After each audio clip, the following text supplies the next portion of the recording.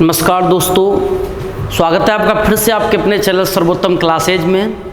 और दोस्तों, जैसा कि आपको पता है, अपन ऑनलाइन स्टडी कर रहे हैं अपन अपने चैनल पर, जिसमें अपने बात कर रहे थे दोस्तों हिस्ट्री की, जिसमें अपन सिंधु घाटी सभ्यता को लेकर अपनी चर्चाएं चल रही थी। इस चर्चा को दोस्तों आगे बढ़ाते हैं। पिछली क्लासों में जैसा कि हमने बताया कि आपके जो भी नगर थे सिंधु घाटी सभ्यता से रिलेटेड, उनके बारे में बात की थी। आज दोस्तों अपन उससे आगे जाके उसके समाज के बारे में पढ़ते हैं कि सिंधु घाटी सभ्यता के लोग, उनका समाज, उनका रहन सहन, उसकी क्या क्या विशेषताएं थी। तो देखें दोस्तों, एक बार मैं अपन सिंधु घाटी सभ्यता के संदर्भ में अध्ययन कर रहे हैं। सिंधु घाटी सभ्यता, जैसा कि आप देख रहे हैं कि जो सिंधु घाटी सभ्यता है उसी के संदर्भ में अपन बात करें। और दोस्तों, आज बात करेंगे अपन उनके सामाजिक जीवन और रहन सहन की। सामाजिक जीवन या अपन कह सकते हैं रहन सहन की। देखिए दोस्तों, सामाजिक जीवन या रहन सहन में इनकी कुछ विशेषता है जिनको अपन बहुत ही अच्छे से आज रीडिंग करेंगे। सबसे पहले बात आती है कि इनकी बस्तियां, इनके नगर, इनकी बसावट कैसी थी। तो थोड़ा देखना दोस्तों, मैं कुछ एक डायग्राम बनाता हूं।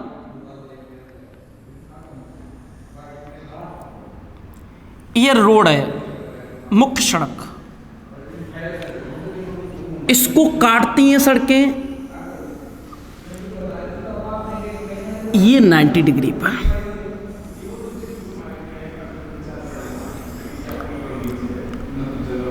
इसको फिर से 90 डिग्री पर अन्य मुख्य सड़क काटती है। ऐसे दोस्तों अपन बीच में ले लें तो एक सड़क बीच में भी इनको काटती है 90 डिग्री पर। इतना ले लेते हैं अपन। तो हमेशा एक चीज मैं आपको पहले दिन से ही बता के चल रहा हूं, जो सड़कें हैं, ये जो रोड हैं, ये एक दूसरे को काटते हैं। भाई जो रोड है, अपन इधर भी ले लेते हैं, एक आगे थोड़ा ले लेते हैं, इस रोड को एक रोड और बना लेते हैं दोस्तों। देखें, विशेष ध्यान दें, पूरी चीज क्लियर होंगी आपकी। देखें, ये हमारे बसावट देखते हैं सबसे पहले कि सिंधु घाटी सभ्यता में लोगों की बसावट क्या थी। तो मैंने एक डायग्राम बनाया। इस डायग्राम में विशेषता मैंने कहा कि ये सड़कें हैं, मुख्य सड़क, ये इनको काटती हैं, ये भी रोड है। ये दोस्तों रोड हो गए, ये भी रोड हो गए, यानी जो भी मार्ग है। यानी इनकी बसावट को देखते हैं। बसावट में मैंने देखा, आपको बताया कि जो रोड हैं, वो जो रास्ते, सड़कें, वो एक दूसरे पर दोस्तों 90 डिग्री पर काटती हैं। कहीं भी देखेंगे अपन 90 डिग्री पर काट रही हैं। इनके जो घरों की बसावट थी, तो आप भी जानते हो, सड़क के किनारे निवास स्थान होता है, घरों का निर्माण होता है। जैसे मैंने यहाँ घर बना दिए। देखना दोस्तों, वेरी इंपॉर्टेंट फैक्ट है जो आप पढ़ रहे हो, समझना। आपको थोड़ी सी बहुत कॉन्सेप्ट है, ये बहुत जल्दी क्लियर होगा। ये दोस्तों घर हैं जो यहाँ बने हुए हैं, लाइन टू लाइन, क्रम से। भाई क्रम से बने हुए हैं सिंधु घाटी सभ्यता में, ऐसे। या कहीं भी ले लो आप, यहाँ ले लो, कहीं भी ले लो, बात वही है। ये घर हैं,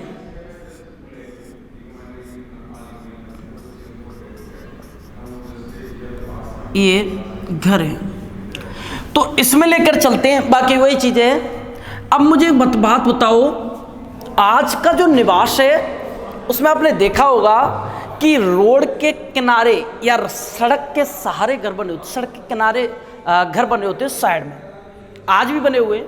लेकिन गांव की जो बसावट देखी होगी आपने, गांव में कोई फिक्स नहीं कि सड़क के किनारे भी हो। लोग अपने अपने खेतों में जाकर अपने सुविधा के अनुरूप अपने घरों का निर्माण कर लेते हैं, वहाँ अपना रहन सहन स्टार्ट कर देते हैं। लेकिन दोस्तों, आपने सिटी में देखा होगा, सिटी की व्यवस्था देखी होगी, वो सड़क के किनारे लाइन टू लाइन क्रम से घरों का विन्यास होता है। और इसमें जो विशेष बात देखना, मैंने रोड बनाए हैं, रोड के किनारे जो देखो घरों का जो विन्यास है, अपन इधर वाले को साफ कर देते हैं और इसी को देखते हैं। इसी में समझने वाली बात है दोस्तों। घर है वो सभी के सभी घर रोड के किनारे साइड पर हैं और सबके सब क्रम से हैं, क्रम से हैं। और दोस्तों ये जो क्रम है, सड़क के किनारे क्रम से घरों का जो निर्माण है, ये एक सिटी के समान बताया गया है सिंधु घाटी सभ्यता का, कि सड़क के किनारे क्रम से घरों का विन्यास है। इसीलिए इस सभ्यता को एक नाम दे दिया था दोस्तों, नगरीय सभ्यता। क्योंकि इन्होंने कहा कि सिंधु घाटी सभ्यता की जब बसावट को देखते हैं तो इसकी बसावट सिटी के समान है, रोड के किनारे क्रम से घरों का विन्यास है। क्लियर है पॉइंट। दूसरा, जैसा कि आप देख रहे हो, ये मेन सड़क और ये सड़कें आ रही हैं गांव से, तो ये सड़कें काट रही एक दूसरे को समकोण पर, सड़कें समकोण पर काटती हैं, समकोण पर काटती हैं। सड़कें काय पे काटती हैं दोस्तों? समकोण पर काटती हैं। सड़कें काट रही हैं समकोण पर।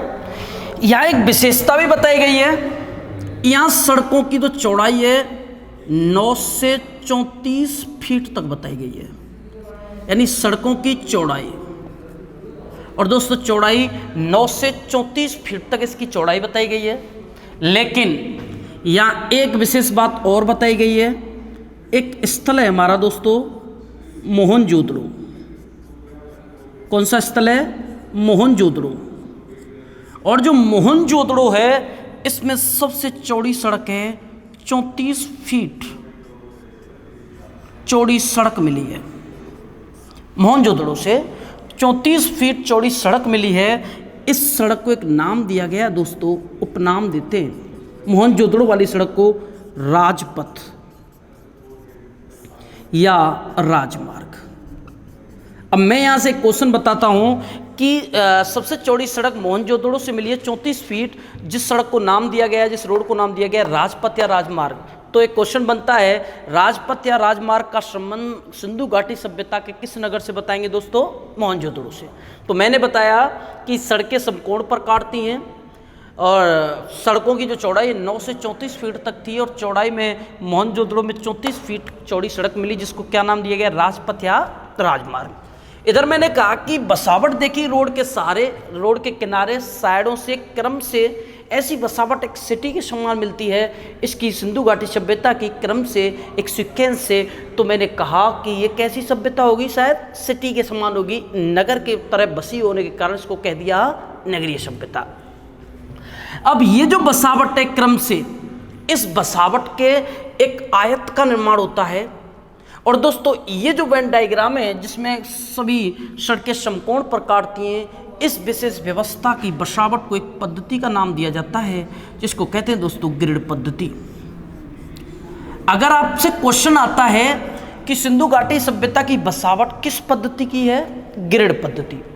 तो मैंने कहा कि यहाँ बसावट जो है दोस्तों, जो समकोण पर अपने सड़कें रोड काट रहे हैं, एक दूसरे को मिल रहे हैं दोस्तों, सिटी के समान व्यवस्था, उस व्यवस्था को सीक्वेंस को कहते हैं ग्रिड पद्धति। तो इसकी बसावट सिंधु घाटी सभ्यता की ग्रिड पद्धति पर आधारित थी। फिर ये हमने देखा कि एक जाल सा बन रहा है, एक आयत, और इसमें बहुत सारे छोटे छोटे घरों के रूप में आयत बन रहे हैं, सभी समकोण पर काट रहे हैं। तो एक डायग्राम सा बन रहा है, एक जाल सा बन जाता है। और जाल सा बनने के कारण इसको दोस्तों एक नाम और दे देते हैं, जाल पद्धति। जाल पद्धति। मैंने कहा इस पद्धति के दो नाम, ग्रिड पद्धति और जाल पद्धति। दोस्तों एक यूनिवर्सिटी चलती है ऑक्सफोर्ड, इसका आपने नाम सुना होगा। उसकी जो बसावट है ऑक्सफोर्ड यूनिवर्सिटी की इसी डायग्राम के समान है, और ऐसे बसावट देखी गई कि जो ऑक्सफोर्ड यूनिवर्सिटी से समानता रखती है, तो इसको एक और नाम दे दिया ऑक्सफोर्ड पद्धति।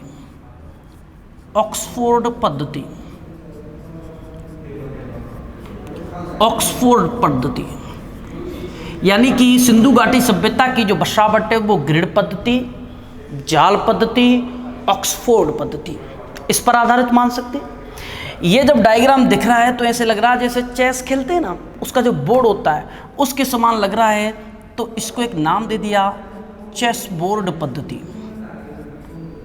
यानी मैं अगर कहूं कि ये जो डायग्राम है ऐसे लग रहा है जैसे चेस का बोर्ड हो, चेस खेलने की व्यवस्था हो, उस बोर्ड के समान आकृति लग रही है, इसलिए इसको एक और पद्धति का नाम दे दिया चेस बोर्ड पद्धति। यानी कि मैं कहूं कि सिंधु घाटी सभ्यता की विन्यास जो है निवास का वो ग्रिड पद्धति, जाल पद्धति, ऑक्सफोर्ड पद्धति और चेस बोर्ड पद्धति पर आधारित है। ये सभ्यता की बसावट किसके समान मानी गई है? सिटी के समान, इसीलिए इसको क्या कह दिया है? नगरीय सभ्यता। दोस्तों अब बात आती है आगे, देखो इनके बसावट में आप भी जानते हो ये रोड है, ये रोड है। जैसा कि मैंने पहले बताया, हमेशा जो गेट होता है घरों का वो मेन मार्ग की तरफ होता है, मुख्य मार्ग की तरफ। तो आप भी जानते हो रोड है तो यही है मुख्य मार्ग, तो यही है मुख्य मार्ग। तो लेकिन ये कहते हैं कि जो सिंधु घाटी सभ्यता के घर थे, देखना दोस्तों, जो सिंधु घाटी सभ्यता के घर थे, अगर हम नियम से देखें प्रेजेंट स्थिति पर, तो इसके गेट होने चाहिए यहाँ रोड पर, मुख्य मार्ग पर। लेकिन सिंधु घाटी सभ्यता का यही अपवाद है, सिंधु घाटी सभ्यता के घरों का जो दरवाज़ा, मुख्य दरवाज़ा होता था, वो पीछे की ओर खुलता था।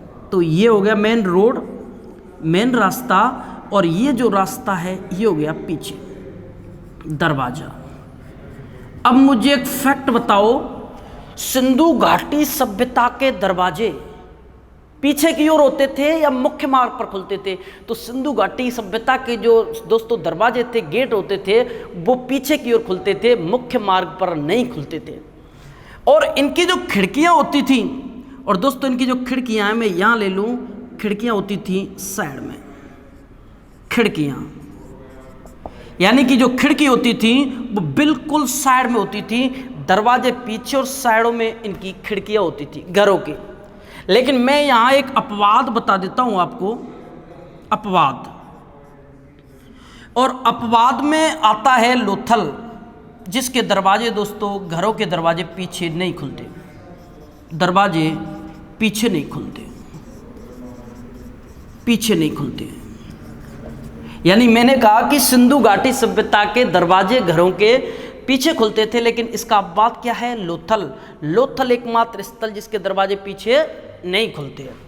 फिर मैंने कहा, मैंने आपको बताया था कि सड़कें क्या पे काटती हैं? समकोण पर। लेकिन इसका भी एक अपवाद है दोस्तों, जिस अपवाद को अपन नाम देते हैं वनवाली। मैंने आपको पढ़ाया था पिछली क्लास में, लास्ट क्लास में, वनवाली। और दोस्तों यहाँ की जो सड़कें हैं वो समकोण नहीं बनाती, उनकी सड़कें हैं तारांकित। कैसी सड़कें हैं? तारांकित, जिसकी आकृति अपन विशेष तौर से ऐसे पढ़ते हैं, ये सड़कें। तो समकोण सड़कों का अपवाद है वनवाली, और दोस्तों दरवाजों के अपवाद है लोथल। तो अपन ये कह सकते हैं कि हमारी जो सिंधु घाटी सभ्यता थी उसकी बसावट को लेकर, उसके प्राचीन समय के व्यवस्था को लेकर हमारे जो क्वेश्चन है कुछ डायग्राम में मैंने सेट किए दोस्तों। तो बहुत ही अच्छे से आपको डायग्राम समझ में आया होगा, जिसमें अपने पूरे के पूरे क्वेश्चन आ गए। अब इससे आगे चलते हैं दोस्तों, एक बार आप स्क्रीनशॉट ले लें, जिसके बाद मैं आपको आगे की व्यवस्था बताता हूं कि और क्या होता था। देखें दोस्तों आगे क्या होता था। ये ओनली सिटी की व्यवस्था है, जो अपने नगर होते थे सिंधु घाटी सभ्यता के, उनका घरों का विन्यास, उनकी रहन सहन, उसके बारे में बात करें दोस्तों। देखें आगे, बहुत ही अच्छे से आपको समझ आएगा, ये बहुत ही अच्छा पॉइंट है दोस्तों। देखें आगे। तो दोस्तों अब अपन बात कर रहे थे, जैसा कि अपन सामाजिक जीवन रहन सहन की बात कर रहे हैं। अभी मैंने बताया कि इनका विन्यास कैसा है। अब इनकी बस्तियों में भी डिवाइडेशन है, इनके जो नगर हैं उनमें भी दोस्तों रहन सहन में भी डिवाइडेशन है। अब वो देखो कैसे, यहाँ क्या होता था इनके जीवन में, इनके नगरों में दो दिशाएं होती थी, एक इधर और दोस्तों एक इधर। मैंने बताया ये पश्चिम दिशा है और ये है दोस्तों पूर्वी दिशा। ये जो होता था हैदरवाला नगर एक टीले पर स्थित होता था, एक टीले पर, ऊंचाई पर, और ये होता था दोस्तों समतल भूमि पर, ये समतल पर, और ये होता था दोस्तों एक टीले पर।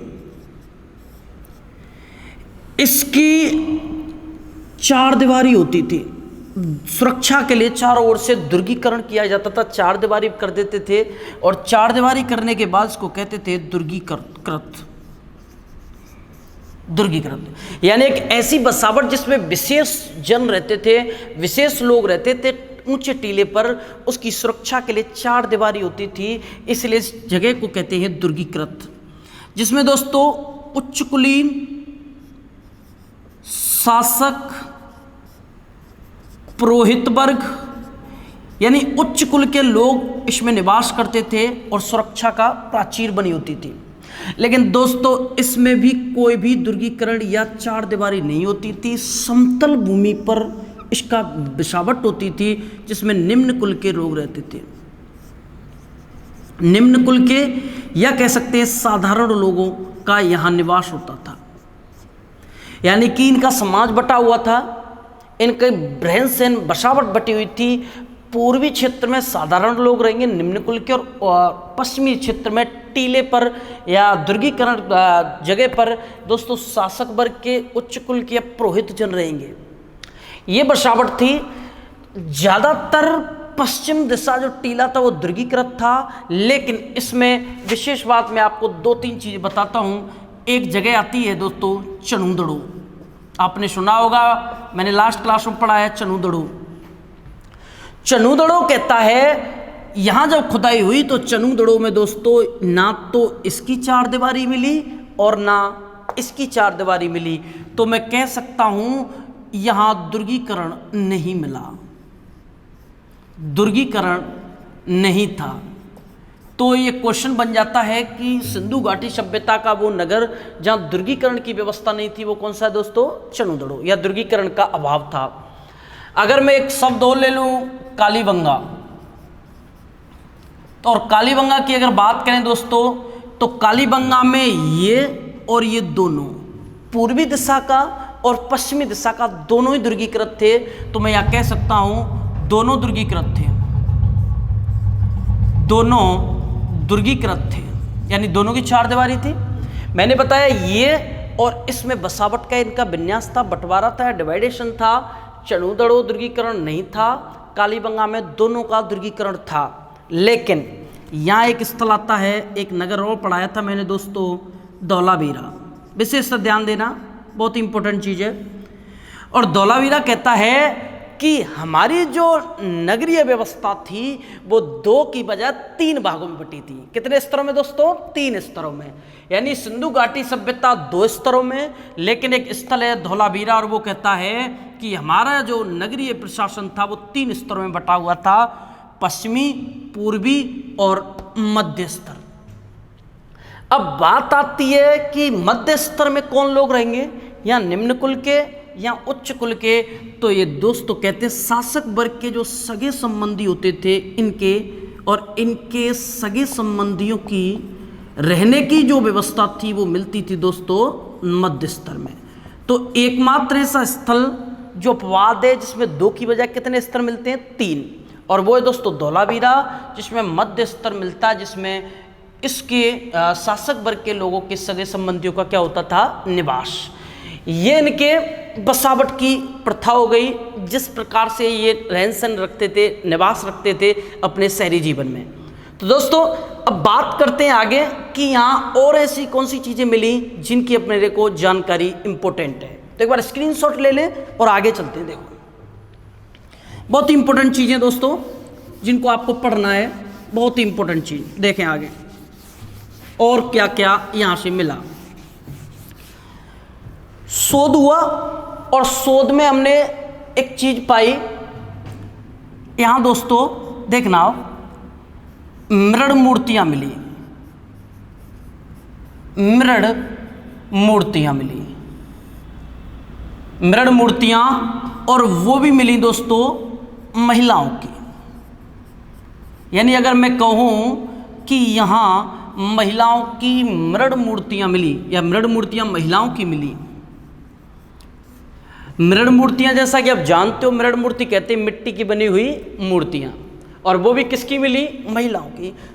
यानी कि अधिकांश मात्रा में महिलाओं की बनी हुई मिट्टी की मूर्तियां मिली।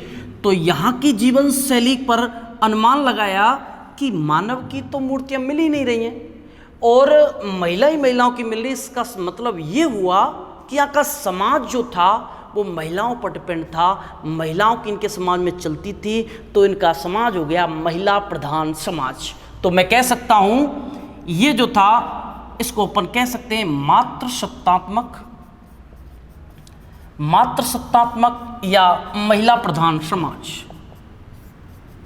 महिला प्रधान समाज था, यानी सिंधु घाटी सभ्यता का जो समाज था दोस्तों वो मातृसत्तात्मक या महिला प्रधान था, क्योंकि मृण मूर्तियां मिली। अगला फैक्ट ये कहते हैं दोस्तों, ये जो इनका समाज था, इस समाज की सबसे छोटी इकाई और समाज की सबसे छोटी इकाई यहाँ बताई जाती है दोस्तों परिवार। यानी फैमिली बहुत ज़्यादा इंपॉर्टेंट देते थे और सबसे छोटी इकाई सिंधु घाटी सभ्यता की क्या मानी गई है? परिवार। इसका मतलब समाज की ये सबसे छोटी इकाई जहाँ से स्टार्टिंग करते थे परिवार, परिवार के बाद इनके स्तर बढ़ते जाते थे। अगला पॉइंट आता है इनके दैनिक जीवन में दोस्तों बहुत सारी चीज़ें मिली। मूर्तियाँ मिली तो कांसे की मिली, औजार मिले तो कांसे के मिले। इसका मतलब ये हुआ ये लोग कांसा धातु का करते थे यूज, यानी कि यहाँ ये लोग इतने विकसित हो चुके थे या ये कह सकते इतने ज़्यादा आधुनिक या ऐसे ज़्यादा पढ़े लिखे या विद्वान थे कि ये लोग भट्टियों का यूज करते और भट्टियों में तावे में टिन मिलाकर वहाँ से कांसा धातु का निर्माण करते थे और कांसे धातु का यूज करते थे सिंधु घाटी सभ्यता के लोग। तो मैं कह सकता हूँ ये कांसे का यूज करते थे, तो ये जो सभ्यता है ये कांस्य युगीन सभ्यता थी, कांस्य युगीन सभ्यता थी। तुम्हारा पॉइंट बनता है कि कांस्य युगीन सभ्यता हमारी सिंधु घाटी सभ्यता जिनमें समाज में चलती थी महिलाओं की, जिसे मातृसत्तात्मक या महिला प्रधान समाज कहा जाता है। नेक्स्ट पॉइंट यहाँ कहते हैं यहाँ युद्ध में या युद्ध के औजार नहीं मिले, युद्ध के औजार नहीं मिले। अब युद्ध के औजार नहीं मिले, घरों के दरवाजे मैंने बताया था पीछे खुलते हैं और युद्ध के औजार नहीं मिले। इसका मतलब ये लोग युद्ध से परिचित नहीं थे और युद्ध से परिचित ना होकर इनकी एक प्रकृति बताई जाती है दोस्तों, शांति प्रिय, शांति प्रिय प्रकृति के थे, शांति प्रिय प्रकृति के थे। और शांति प्रिय प्रकृति बताई जाती है किसकी दोस्तों? सिंधु घाटी सभ्यता के लोगों की। तो मैंने बताया मृण मूर्तियां महिलाओं की मिली, मातृसत्तात्मक समाज बताया गया, इनकी सबसे छोटी इकाई समाज की परिवार थी, कांस्य युगीन सभ्यता यानी कांसा धातु का यूज किया जाता था, युद्ध के औजार नहीं मिले इसीलिए इनकी संज्ञा दे दी गई थी कि ये शांति प्रिय थे, युद्ध से परिचित नहीं थे। तो दोस्तों आगे बात करते हैं, एक बार स्क्रीनशॉट ले लें आप, देखें आगे बहुत ही अच्छे अच्छे फैक्ट हैं जो अपन सिंधु घाटी सभ्यता के लिए उनके सामाजिक जीवन में इनकी रीडिंग करेंगे। देखें दोस्तों, इसके बाद बात आती है जो इनके समाज था ये क्या करते थे, इनके जो व्यवस्थाएं थी बसावट की उनमें विशेषतः नालियों का महत्व आता है। ये कहते हैं इनके जल निकासी की उत्तम व्यवस्था मानी जाती है, इनके जल निकासी की उत्तम व्यवस्था, जल निकासी की उत्तम व्यवस्था थी। और जो नालियां थी, नालियां ढकी रहती थी, नालियां ढकी रहती थी, यानी जल निकासी की उत्तम व्यवस्था थी और ये कहा जाता है नालियां ढकी रहती थी। लेकिन ये कहा जाता है लकड़ी की नालियां, लकड़ी की नालियाँ। और दोस्तों लकड़ी की जो नालियाँ हैं ये एकमात्र जो स्थल था, मैंने शायद आपसे बताया था, लकड़ी की नालियाँ मिली थी दोस्तों कालीबंगा से। जबकि ये जो नालियाँ होती थी ये ईंटों से बनाई जाती थी, और जबकि लकड़ी की नाली कहाँ से मिलती है दोस्तों? कालीबंगा से। इसके बाद फैक्ट आता है हमारी सिंधु घाटी सभ्यता को लेकर कि सिंधु घाटी सभ्यता में हमारे सामाजिक जीवन में और क्या महत्व है। तो यहाँ अपने स्थलों के बारे में बात करें थे तब भी बात आई थी, क्योंकि यहाँ का जो सामाजिक जीवन है वहाँ दफनाने की 3 विधियाँ थी। दफनाने की 3 विधियाँ थीं इनके सामाजिक जीवन में, जिनमें एक को कहते हैं आंशिक शवादान, आंशिक शवादान। एक आता है दोस्तों पूर्ण शवादान, और एक बनता है दोस्तों कलश शवादान। कलश शवादान इनको देखते एक बार समझना दोस्तों। दफनाने की 3 विधियां थी, आंशिक शवादान, पूर्ण शवादान, कलश शवादान। इनमें आंशिक शवादान कहते हैं मानव की मृत्यु के बाद उसको पशु पक्षियों के लिए खुले में छोड़ दिया जाता था, उसको कहते हैं आंशिक शवादान। पूर्ण शवादान पंडित की उपस्थिति में, यह कह सकते हैं पंडित की उपस्थिति में जो पूरे क्रियाक्रम से जिसको दफनाया जाए उसको कहते हैं पूर्ण शवादान। और कलश यात्रा के साथ या कलश के साथ जिसका अंतिम संस्कार किया जाए उसको कहते हैं दोस्तों कलश शवादान। यानी तीनों ही प्रकार की विधियां थी, आप कोई भी यूज कर सकते हो। इनके समाज में किसी भी विधि को यूज करके इस पूरे दफनाने के अंतिम संस्कार का वर्क किया जाता था। तो दोस्तों ये सिंधु घाटी सभ्यता का जीवन है। इसके बाद अब हमने ये तो बात कर ली कि जल निकासी की उत्तम व्यवस्था थी, लेकिन यहाँ के जो घर थे वो दोस्तों पक्की हुई ईंटों से बनते थे। लेकिन जो कालीबंगा है वो इसका अपवाद है, कालीबंगा में घरों का निर्माण कच्ची ईंटों से होता था। 1-2 फैक्ट है जिसकी अपन बात करें कि सिंधु घाटी सभ्यता के नगरों में घरों या भवनों का निर्माण दोस्तों, घरों का निर्माण पक्की ईंटों से होता था। लेकिन इसका अपवाद मैंने क्या बताया है? कालीबंगा। कालीबंगा में घरों का निर्माण कैसे होता था दोस्तों? कच्ची ईंटों से। इसके बाद इनकी उत्तम जल निकासी की व्यवस्था थी। तो पेयजल सुविधा क्या थी? फिर पेयजल सुविधा भी तो होगी भाई जल निकासी की व्यवस्था है, लेकिन अपनी पेयजल सुविधा क्या है? तो पेयजल सुविधा दोस्तों प्रत्येक घर में एक कुएं की व्यवस्था रहती थी। कुआं जानते हो? गड्ढा, कुआं गहराई में जिसमें जल की अधिकता रहती है, जल भरा रहता है। तो प्रत्येक घर में पेयजल सुविधा के लिए काय की व्यवस्था रहती थी दोस्तों? कुएं की। इस प्रकार से इनका दैनिक जीवन था जिसमें ये अपने जीवन बसर करते थे उस टाइम दोस्तों। तो ये दोस्तों आज बात की अपने सामाजिक जीवन या रहन सहन की।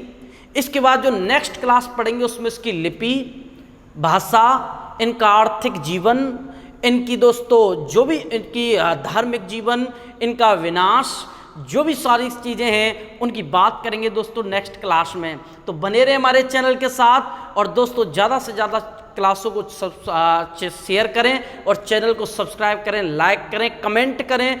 कोई भी अगर आपको प्रॉब्लम है क्लास में दोस्तों, क्योंकि आप कमेंट करोगे तभी आपकी प्रॉब्लम्स का सॉल्यूशन होगा। तो धन्यवाद दोस्तों आज की क्लास के लिए। अब नेक्स्ट क्लास में अपन मिलते हैं दोस्तों।